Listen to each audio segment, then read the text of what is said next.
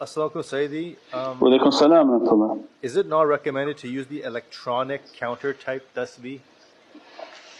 Different realities. If you want to count, you can do anything you want, but this hands that Allah made for us and the wood that we use, each finger has a representation.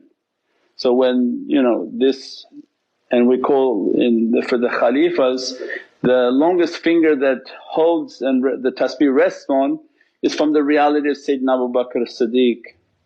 The thumb is from the reality of Sayyidina Muhammad, and the shahada finger is the reality of Imam Ali salam. So when these three are involved in dhikrullah, and that's why all the tariqas come from these two Khalifas. So the zikr that you're making, there's a support from Sayyidina Abu Bakr as-Siddiq, there's a support from Imam Ali salam, so there's a light that's coming and moving through the thumb and the reality of Prophet. So this movement is a reason for this movement and why we make the zikr in this fashion.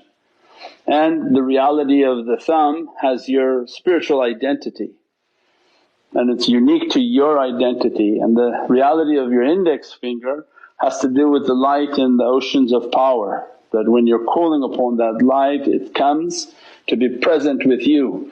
So the zikr that you're making is producing a light.